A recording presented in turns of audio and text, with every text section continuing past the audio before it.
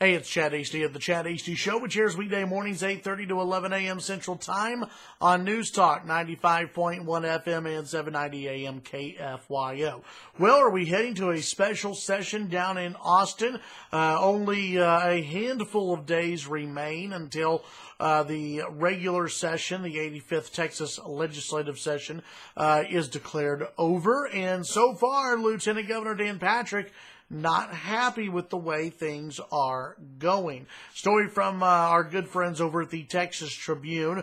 After threatening to force a special session, remember only the governor can call a special session, though Lieutenant Governor Dan Patrick does have a few tricks up his sleeve. After threatening to force a special session of the Texas legislature unless lawmakers approve a bathroom bill and property tax legislation, Lieutenant Governor Dan Patrick on Monday appeared to be unconvinced that the House's actions on the two issues. So far, he says, quote, I concern Governor Abbott's concern about the lack of rollback provisions in the Senate Bill 669 on property taxes, Patrick said in a statement about a property tax measure that the House passed on Saturday. Patrick, like Governor Greg Abbott, had indicated that he wanted the House to approve Senate Bill 2, which would require local governments that want to raise property taxes by 5% or more get voter approval. Think about that. This is what Democrats, you have some moderate Republicans, but mainly government types, those county commissioners, and other elected officials who like to play around with your money. What they want to do here is not be held accountable. In Senate Bill 2, all it would do is say if you raise if you need to raise property taxes by more than 5%, you have to get voter approval. You have to go to the voters, lay out your case, and then the voters will be able to vote on that issue. If you lay out a good case, then guess what? Voters will probably say yes. If you just say, we want to screw around with your money and blow it, then voters will probably say, no, I don't think so. In fact, here in Lubbock, you've had a couple of county commissioners, a couple on the Republican side, by the way, who went down to Austin, argued against this measure. Meanwhile, on the city council, when we had Lubbock City Councilwoman Karen Gibson on my show, she said, yeah, look, 5%, that's a big hike anyway. We would never bust that. So the debate continues down in Austin, but what passed on Saturday, Senate Bill 669, would actually do away with that rollback provision.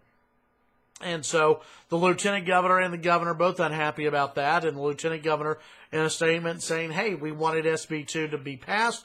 That measure stalled in the House. You need to work on it. On the bathroom front, Patrick said he had concerns about the ambiguous language that the House approved as an amendment Sunday to address bathroom use by transgendered Texans in public schools because, quote, it doesn't appear to do much. The measure the House approved would require schools to provide single-stall restrooms, locker rooms, and changing facilities to students who don't want to use facilities designated by biological sex. Patrick said, quote, there is still time for the House and Senate to address these concerns, which are both priorities for Texas voters in a meaningful way. Throughout the session, Patrick and Strauss, they've been at odds, reading from the Tribune here, over what the legislature's priorities should be. The lieutenant governor's statement comes after a weekend of House votes on issues that have emerged as sticking points in his efforts to push Abbott to call for a special session. It's going to be interesting to see what happens, and later in the week I'm going to do a video, probably this week, maybe next week. We'll see how everything plays out in the legislature. But this has been a sticking point, really. This has been a big battle. Who's in charge down in Austin? Who has the pull right now down in Austin? Is it the lieutenant governor? Is it the governor? There have been a lot of I've heard from Republican lawmakers who have said the governor's kind of been absent on this one, and they're not too happy with the way the governor has handled things. Should the governor be a little more outspoken? Something else that people have talked about is this friction that started long before the session between the House and the Senate. There's always been friction between the House and the Senate, but it looks like Joe Strauss has kind of put his foot down a little bit more in this one. And guess what? So has Dan Patrick. So who is the leader of Texas right now? Is it Governor Greg Abbott or is it Dan Patrick?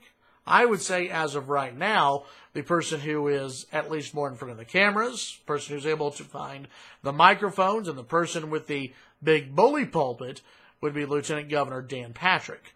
Tune in to the Chad Hasty Show weekday mornings 8:30 to 11 a.m. Central Time on News Talk 95.1 FM, 790 a.m. KFYO. And by the way, I think that Governor Abbott, it would be good for him to throw the weight of his office around a little bit more. We need to hear from the governor. Governor Abbott, let's be a little more vocal. Would love to hear more from your office. Tune in to the Chad Hasty Show tomorrow morning, 8:30 to 11 a.m. Central Time. Follow me on Twitter, Chad Hasty Radio. We'll talk next time.